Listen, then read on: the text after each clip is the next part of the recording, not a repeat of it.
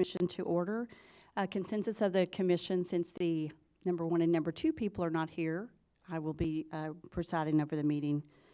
As a courtesy to those in attendance, please place your phone on silent or vibrate. And we do have a quorum present now. We have Mr. Sammy Farmer is going to lead us in our prayer, and Ryan Smith will lead us in our pledge. If you'll please stand.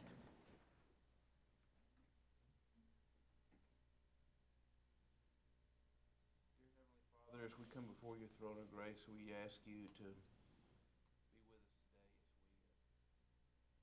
business. Lord, we thank you very much for your blessings and all the many things that you've blessed us with. We ask that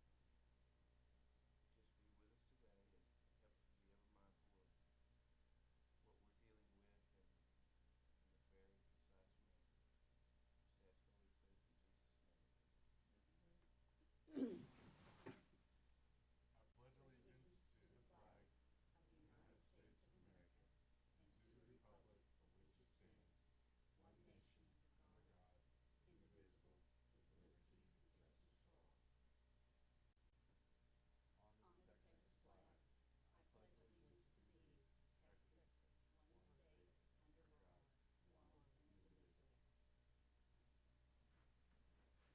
Thank you all. We have the commission, we have a consent agenda. The commission may request for a consent agenda item to be moved to the regular agenda for presentation and public comment. Is there anything that we need to pull? Okay, we have a motion to approve and a second. Any discussion? All those in favor say aye.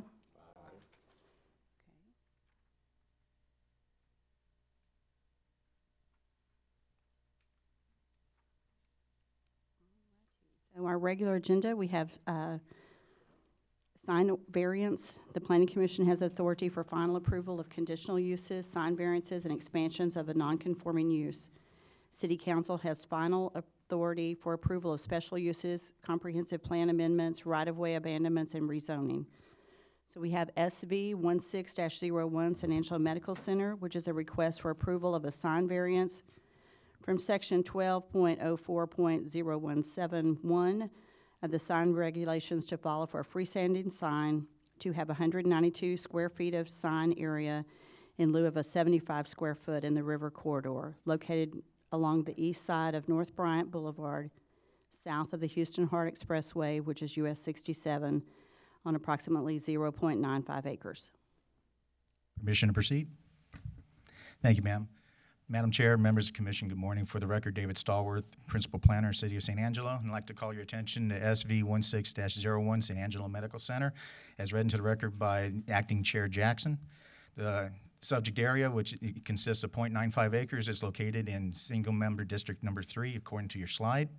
It's also located in downtown and river corridor areas, and a request is for a 196 square foot freestanding sign.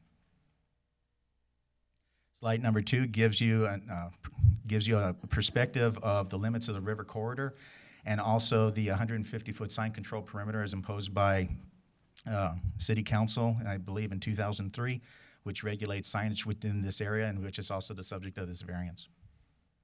The red dot is indicated as the approximate location of the freestanding sign. Slide number 3 calls your attention to the existing conditions of the sign under question. They consist of 2 backlit signs, one a 96 square foot backlit canister sign, the bottom a 40 square foot backlit canister sign. The secondary canister is the one being proposed for removal. Slide number 4 calls your attention to the proposed LED sign, which is going to be equal to the top canister at 96 square feet. Slide number 5 calls your attention to area conditions. I also took the liberty of pointing out various other river corridor and sign variance requests around the immediate area. Staff is recommending denial of the request based on the following findings and rationale. There aren't no special circumstances involving this request. The business at this location has operated effectively, or has operated and has effectively advertised under the current 136 square foot sign area. The applicant has created the circumstance through which with a particular preference in signage, so that's what's driving this request. If granted, traffic safety could be compromised. Granting this variance could also be inconsistent with previous approvals and could set an undesirable precedent.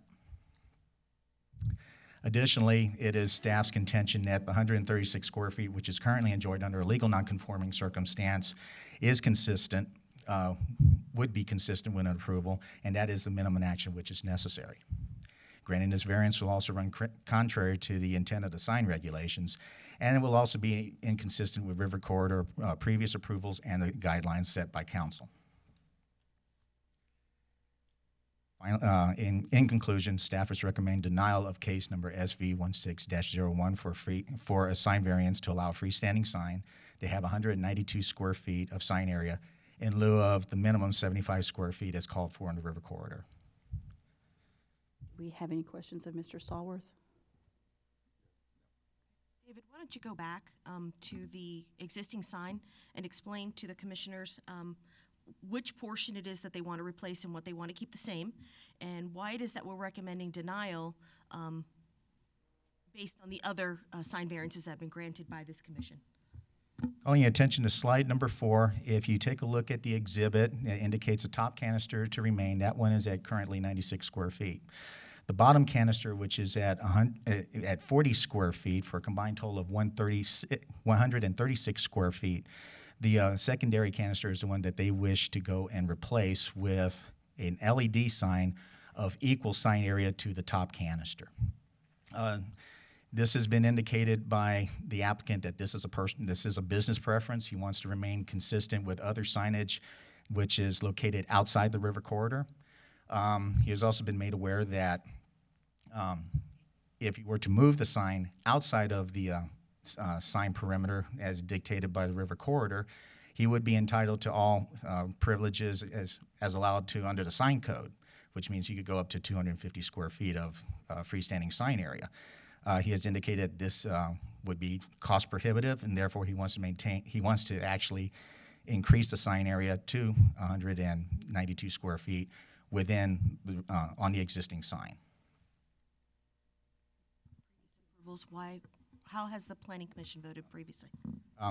Generally, I would probably call your attention to, say, the Motel 6 sign, which is across the street.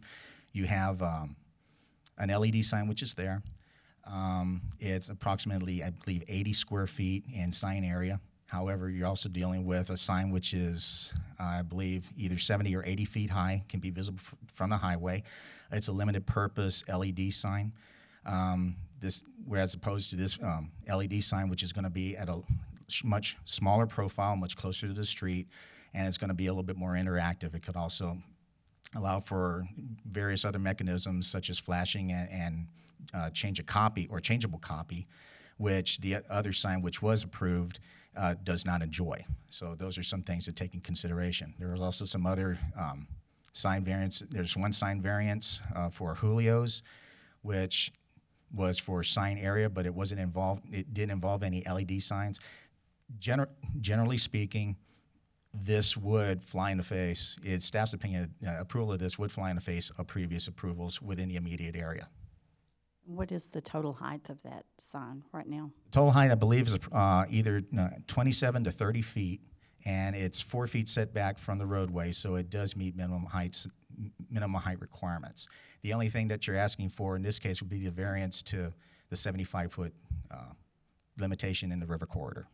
But regardless, they're going to do an LED sign on that area if they get the variance or not. There will still be an LED sign?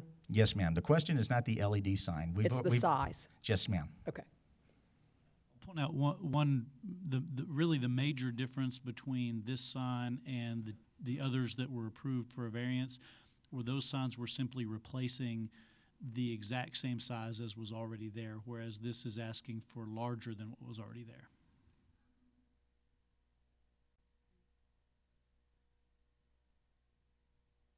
So you can see with each one of these signs exactly what Mr. James said. When you granted the variances for these, it was replacing like for like. And so they never went bigger. They were all larger than the 75 square feet that's capped for the River Corridor area. But you approved these variances because they were already legal non-conforming, and so you just replaced like for like. In this case, if you approve it, you wouldn't be replacing like for like, you'd be replacing for larger. Any other questions, ma'am? Where does the river corridor play into this?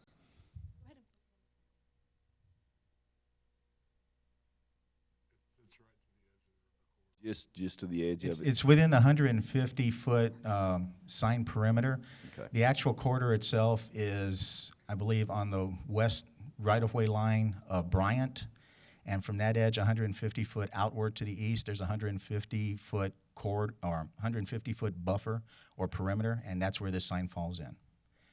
Put in perspective, there's another sign that's to the immediate north of it. I believe the Harlan Simpkins plumbing supply or mechanical supply. That also falls within the buffer as well. Okay. But the McDonald's, which is to the immediate north of that, is outside. Why are they outside? No, they're outside the buffer. They're outside the buffer. Go back to the map go that beyond shows the the river buffer. corridor. There we go. No, the one with the blue line. There you go. Yes, sir. So you look right there on the map. You call attention to slide number 3, sir. The area in light or in darker green to the right of that red line drawn, that's the 150-foot sign control perimeter. The red dot with the yellow with the yellow call out, that's where the sign is currently located. So he could set his sign further back on his property and be outside of the river corridor, but he chooses to leave it where it's at, so it falls within the river corridor Cost-wise, buffer. it would be very expensive. Yeah. Okay, thank you. Yes, sir. Yeah, and there's So as you can see by the drawing in front of you, in fact, the McDonald's is within the river corridor sign area. That's that dark green portion. And the light green, immediately to the left, is what's in all of the river corridor. So it includes not just the signs, but everything else, the buildings, if you will. But the dark green is just for signage. Okay. So does river corridor have to approve this as well? Yes, sir. indeed. Yes, And they're indeed. going to be subject to a design request on Thursday. But the McDonald's sign sits outside the buffer. It sits closer back towards the building, doesn't it? Yes, sir. Just this portion right here. We can indicate Feet back. right there where that green arrow is, that's where it is. Sits outside of the, but they have a small monument sign Oh, right, that okay. does in fact sit within the sign corridor. But as Okay. you can tell, that it obviously meets the Right. requirements for the 75 square feet. The big one, however, does not. Right.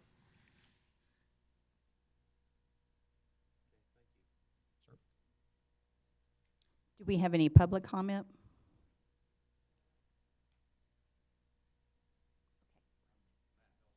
Represent San Angelo Community Medical Center. I want to point out a couple of things, and I think this slide is very important. We've got this river corridor sign ordinance here. We're not in the river corridor. We're in the sign jurisdiction. We've got 4 properties, the McDonald's, the Border States, then ours, and then Julio's, 4 properties along North Bryant Boulevard, the highest traffic count in the city of San Angelo, that can't have, that are subject to a 75 square foot sign. Motel 6 across the street's got a 320 square foot sign, okay? The Hyundai dealership across the street, their sign, I don't know how big it is, but it's gotta be 15 feet wide and 30 feet tall. That's 450 square feet. What this is asking us to do is do a less than 250 square foot sign because we're in this sign jurisdiction. Is there a hardship? If I put a smaller sign, if I put a 40 square foot LED sign, one, you're not gonna be able to read it. It's gonna be harder to read than if I put a bigger sign up there. 2, everybody else's sign's gonna be bigger than mine.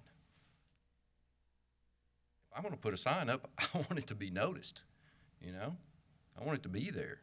Now, yes, if we're outside of this sign jurisdiction, we can go up to 250 square feet. We're asking for 192. I can move in on my property and put up 250 square feet, 50 feet in the air if I wanted to. This sign's existing. I can use the existing structure. The brick columns that are there, I'm not going outside of the brick columns. I'm not taking up any more area, I'm just filling in part of that area. We meet the height requirements. We meet the minimum height requirements from the ground. I believe that's 9 feet, if I'm correct. We're going up higher than that. We're within our area there. The only thing it's getting us is this sign jurisdiction.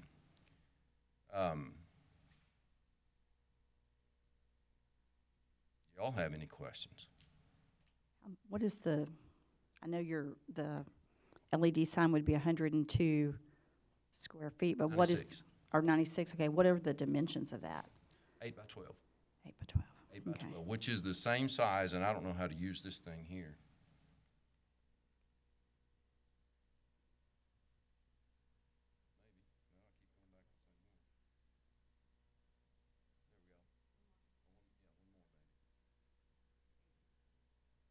The existing box sign is the same as what this red is on this one, okay? Then what we're wanting to do is do the same size of an LED sign below that one. There again, staying within the columns, it's all symmetrical. It'll make for a nice sign. If we go back, if we put that, can you go back to the one that's that one? To put that LED where that white part is right there, that's not effective. I mean, that sign is not going to work. I mean, as an LED sign, that would be so small. One, people wouldn't look at it. If they did, they couldn't read what was on there. It's just too small. The thing that worries me on this sign, because it is one of the highest traffic counts in the city, are those LED. The LED signs kind of are hard in traffic to me, because you know, they're scrolling or they're putting messages out all the time and distracting to drivers. I know because it happens to me. I'm ADD and it, you know, flashing lights. And I don't disagree with you. LEDs are going to be here. They're No. here and they're going to continue. I understand that. Have you, Yeah. have you permitted to remove that tree right there? We're moving that tree. Yes. We got them on Knickerbocker. Mhm. My concern is when you put an LED on a smaller sign, it's gonna cause people to look longer and harder and try to read it.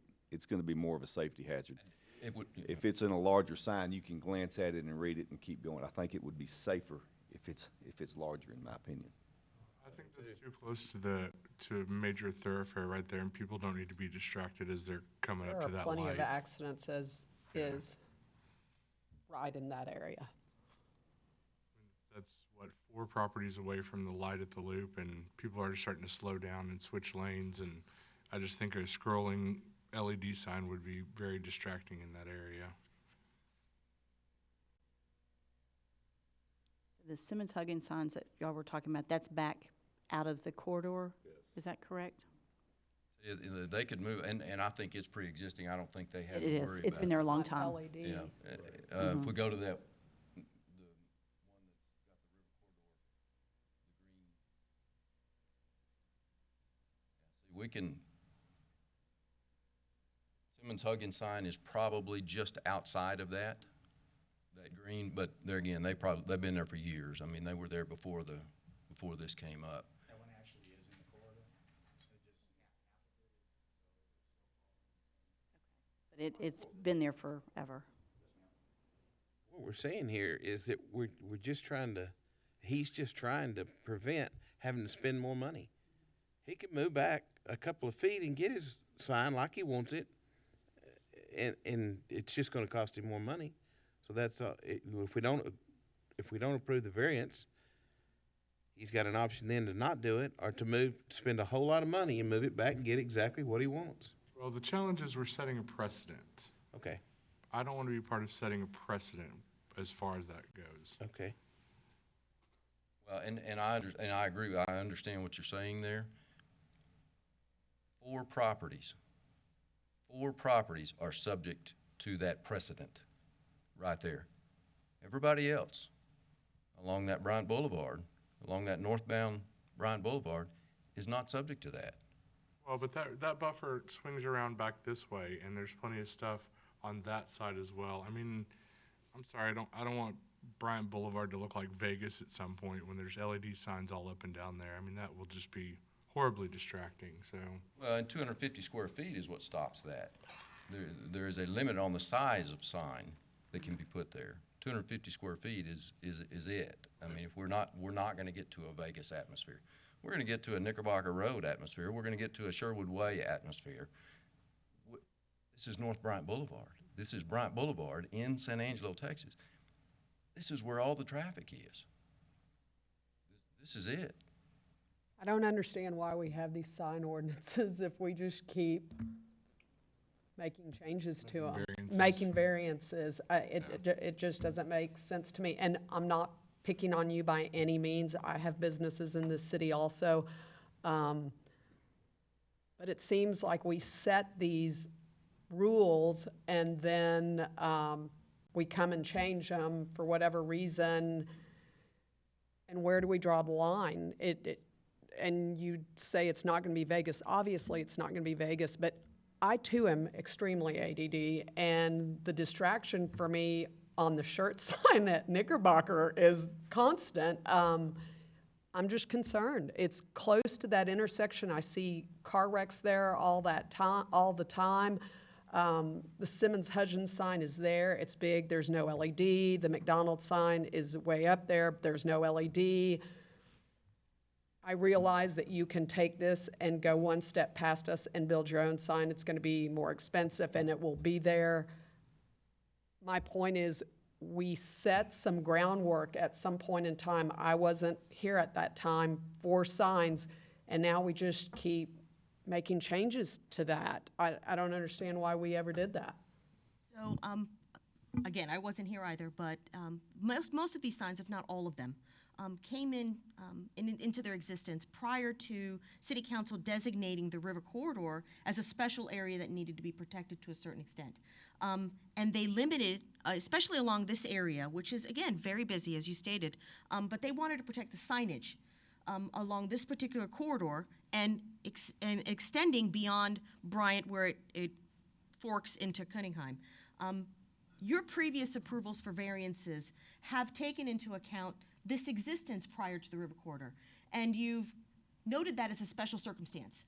You're replacing like for like. This is the sign that you had when you were playing by the rules of the book. The rules have changed. We're not going to penalize you for that, but we're not going to give you any bigger. That's been your consistent decision regarding sign variances. It's not the business's fault that the river corridor established it at 75 square feet, but City Council has designated this area as a very special area. And so that's the reason why staff's recommending what we're recommending and why your decisions have been this way. Being it is a special area and our highest traffic area through the city, I mean, I think it's important to try to reduce the sign pollution through the area to make it a more enjoyable. I mean, it's going to end up just being sign after sign after sign after sign, and that being our major thoroughfare for all of our traffic. I don't want it to end up being a bunch of sign pollution through there. But you would be okay with if it was out of the River Corridor Commission, just right down the street? I have no choice if it's in that situation. All right. So just to make sure that it's clear, if the applicant wishes to, if you grant, let me take a step back. If the second sign is replaced in its entirety, the sign will lose its legal nonconformance. So a variance will have to be granted in order for him to replace like for like, which is consistent with your previous approvals.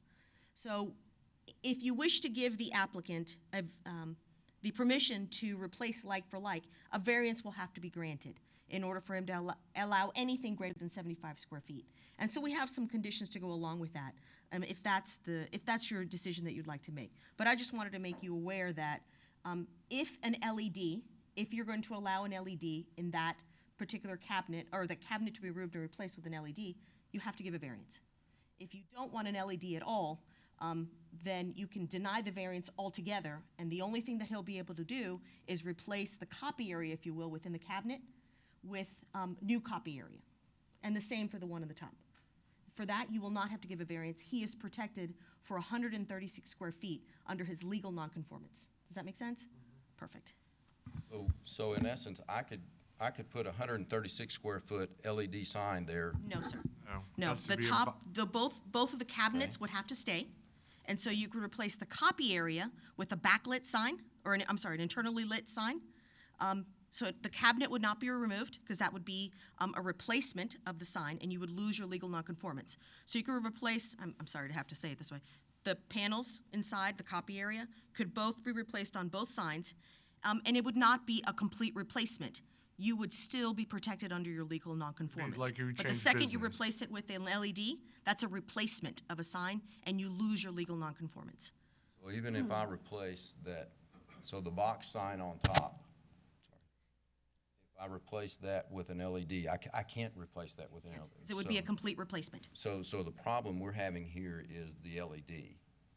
Yes, the We replacement of, can have a sign as long as nobody looks at it. you can have a sign today where the cabinets for both signs are not replaced. So in other words, you would be replacing the copy area with an internally illuminated, or it could not be illuminated, whatever your choice is. But you would not be able to replace the cabinet in its entirety on the top or the bottom with anything different. Okay?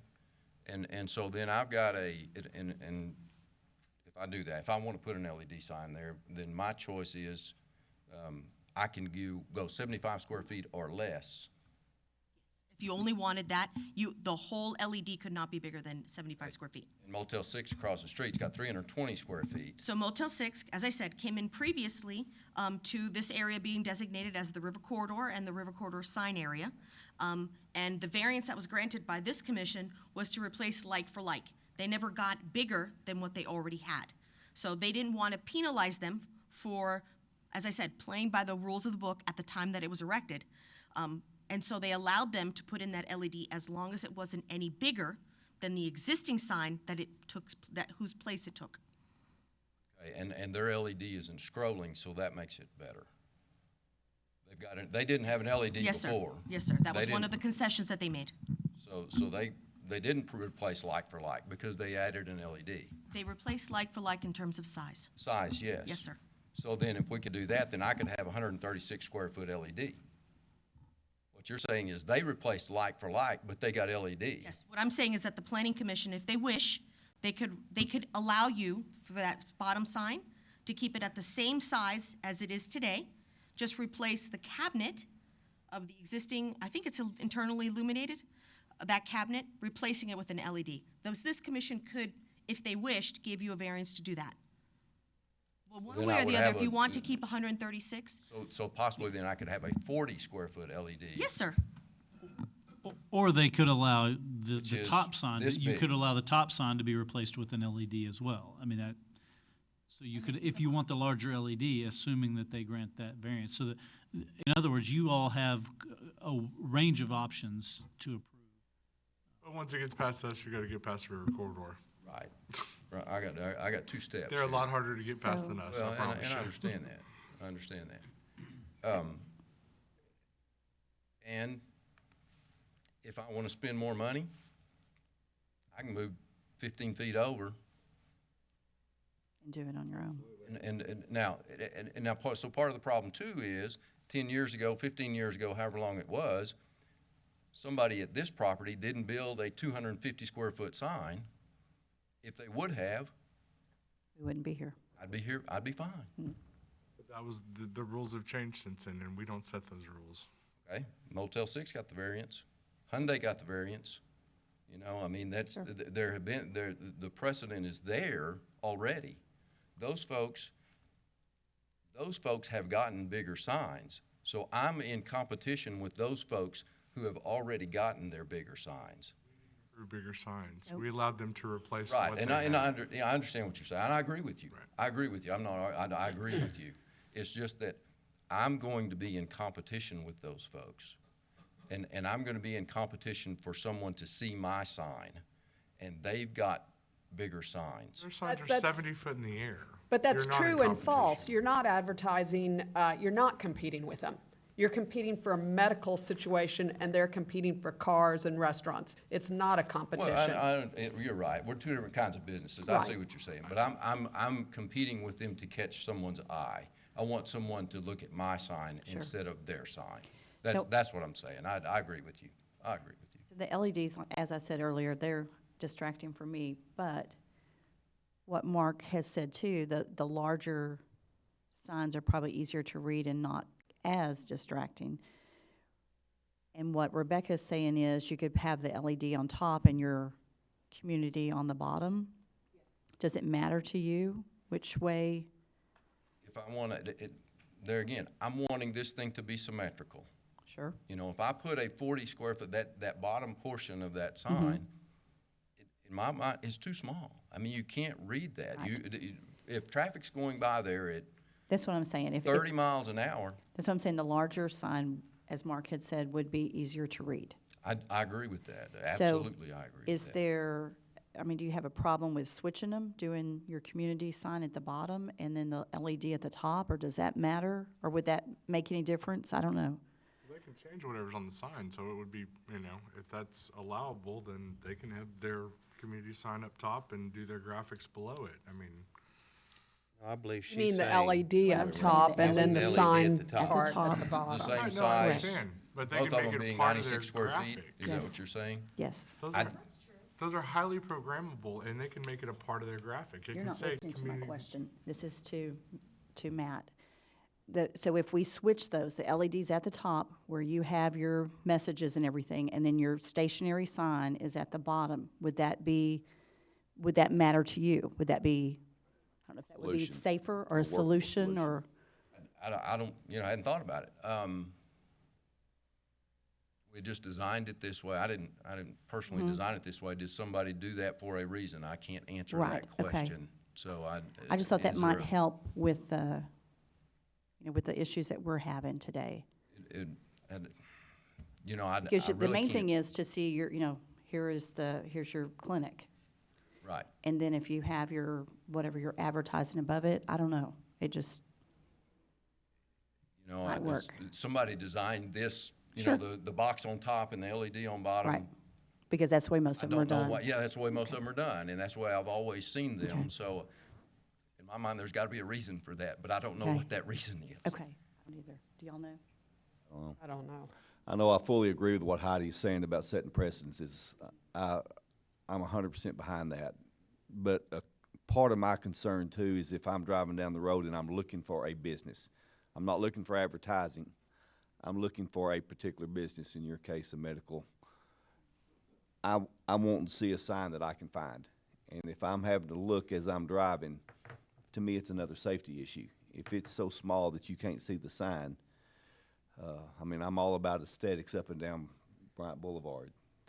I agree with Ryan about all the signage, but I also think about safety, trying to find these businesses. You have to also consider, most of the people that are gonna frequent his business are They locals. know it's there. Who are gonna be well aware of where it's at. Well, they should As be. opposed to a tourist driving through town, or someone passing through town who's looking for McDonald's, who's looking for Motel 6, and that type of thing. So his clients, his customers are gonna already know, for the most part, where that location should. is. I mean, I go to First Title all the time, and I have to look for it. You know, I'm looking to where to turn in, and I go there several times a week. Well, I do too, but that sign's really small. Yeah, it is. On the wall. On a wall. Yeah. Yeah. Well, and two, yes, locals, we're wanting to get locals. We're also wanting to get the rodeo traffic, you know, the people that are in town and okay, they remember, hey, I saw an express care sign downtown. I've got a cold. I'm gonna go in there right quick. There's 6 of them closer to the rodeo grounds. We don't want them to know about those. Well, I understand that. We want them to remember our sign. That's, you know, that's part of it. I completely understand where you're coming from. I hope you understand where I'm coming from. It's this rule thing. I don't know why we make rules to break them or variances. That's my situation. That's why we have judges and planning commissions. And lawyers Because they and don't all ever. sorts of things. You cannot write a perfect law or a perfect ordinance. Any questions? All righty. So any discussion? Can we look at those signs again, please? Mhm. Thank you.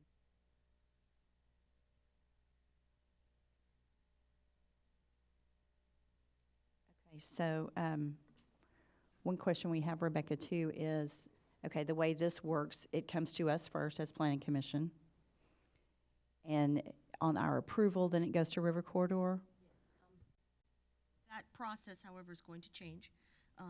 The DHRC has asked the chair, and the commission itself has asked, that it go to the River Corridor first, so they can approve aesthetics, so that when it comes to you to make your very weighty decision of a variance, if one is needed, you already have a recommendation coming from the DHRC, which should make your decision a little bit easier amongst your deliberations. But today, under the old process, it will be the sign variance first, and then it will go before the DHRC. Okay, well, if it were not to pass here today, can he take it back in a month and it go to the River Corridor And it's first? already scheduled to go to the DHRC on Thursday, this week, with your recommendation, or, I'm sorry, your decision. And so based on your decision, we've worded the recommendation that staff has to the DHRC based on your decision. That's a condition of approval. Whatever it is that you decide today will be a condition of approval on the River Corridor approval from DHRC. So it's, If he waited, he would have to go to them first and then come to Yes. us, so. well, It would just cost him a month. He could go to the DHRC, Right. because we would pull it from Thursday. He would but just go we next would month. have a better feel as far as what the Absolutely. DHRC felt Absolutely. about the situation. And you could do that. You could table the item with direction for staff to take it to the DHRC first, and then just come back to you. To me, that would make more sense. I mean, I Does hate, to me I hate to also. pass, I don't mean to pass the buck, but that would make a whole lot more sense. And sir, we really do apologize. Our director has spoken at length with us, and actually was the one to instigate this new way of looking at it, which makes sense. I wish I would have thought of it, quite frankly. That is in fact what we're gonna do from now on, because it makes sense. Go to the DHRC first and then ask for a variance. Would that be a problem with you?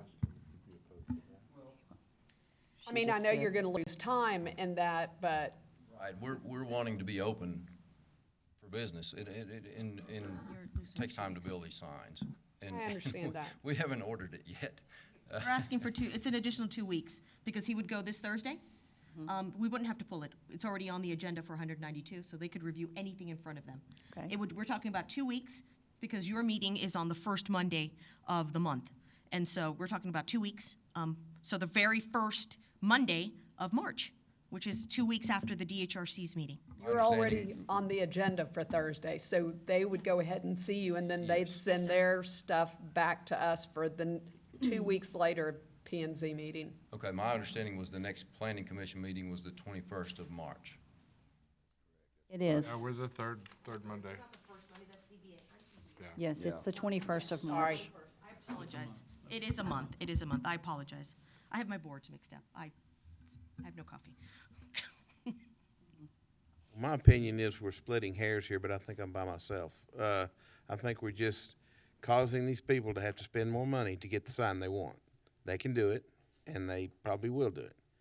And so, but I think I'm the only one that's for this, so. Well, it's a what you moot can point. also do, instead of tabling it, you can go ahead and approve it and let DHRC make that decision.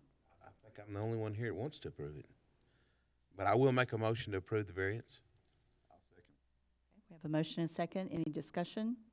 And that is to approve the variance and then let it go to DHRC on Thursday for their recommendation.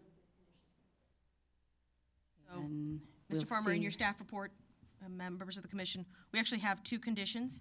If you'd like to approve it at 192 square feet, we'll change the 40 to 96, and then change the 136 to 192, and then the LED condition, and then Yeah. those would be the 2 conditions of approval, Okay. changing 40 to 96 and 96. 136 to 192. Okay, thank you. All those in favor say aye. Aye. That's 3. Any opposed? 2.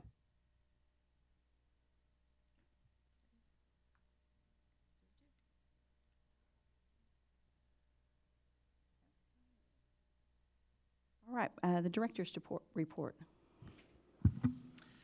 Yes, since we had what we anticipated to be a fairly short meeting with only one item, wanted to just raise a couple of issues, not issues, but discussion topics. The first being the staff reports, and we gave you a couple of sample staff reports.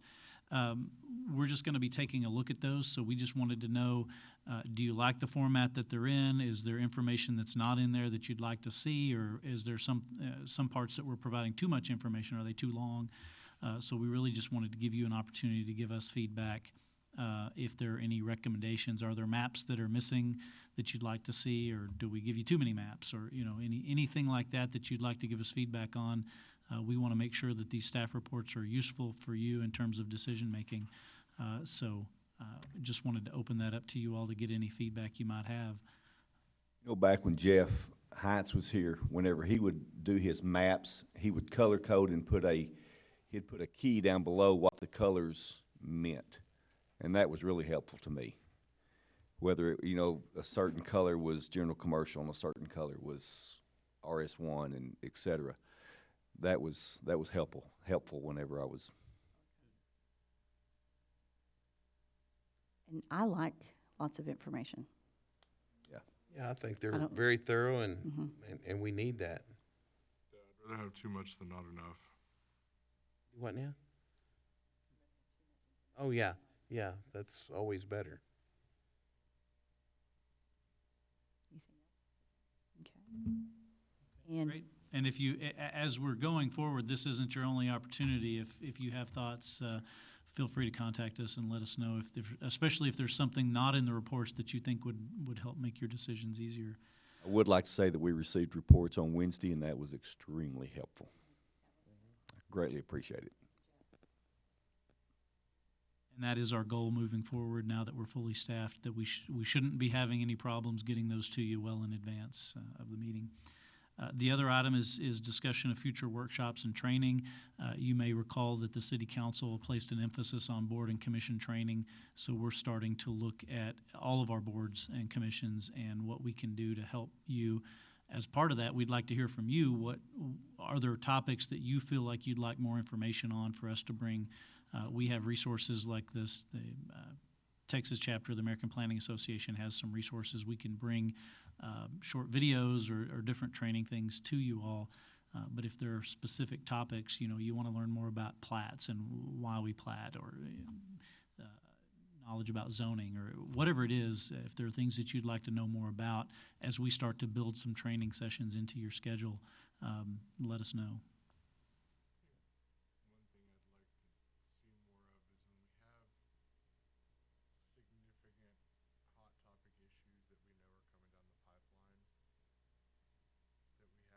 Some type of get-together to better understand the city's laws or guidelines, regulations on those hot topic items.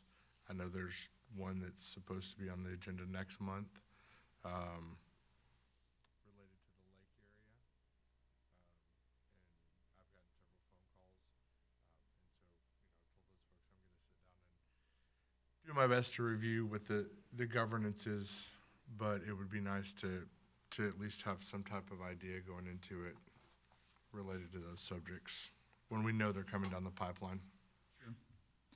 And that's a very good point. As you know, we may be looking at some of our ordinances, like the City Council authorized us to go out with an RFQ for looking at rewriting parts of the zoning ordinance.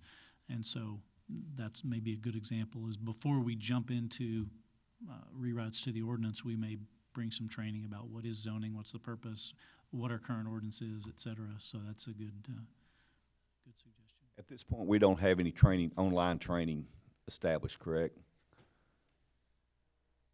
No, not that I'm aware of. I looked last month or so and was trying to find some online training through the website, and I wasn't able to find any, so I was. We can look at if there are some resources out there like the National Planning Association or those sorts of things that there may be available. We can get to you. I will make the reminder now that as board and commission members, the state law does require you to take the open meetings training. That is available on the state. I think it's the Attorney General's website. I'm sorry. And if you do go through that training, we need to get a copy of that certificate to keep on file to show that you've. You don't, currently the state law just says you have to have it. So if you've taken it once, you I know most of us have had it. don't I have to know do I it have. again.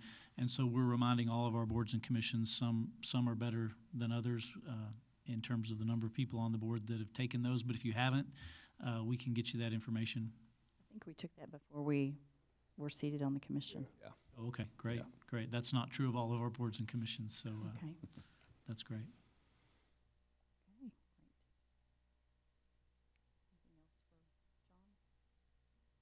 Move to adjourn. Okay, well, we have a future meeting here, I have to read this. Future meeting agenda and announcements, the next regular scheduled meeting of the Planning Commission is scheduled for 9 a.m. on Monday, March 21st in the City Council chambers, and we have a motion to adjourn. We have a second, okay? Any in opposition? Adjourned.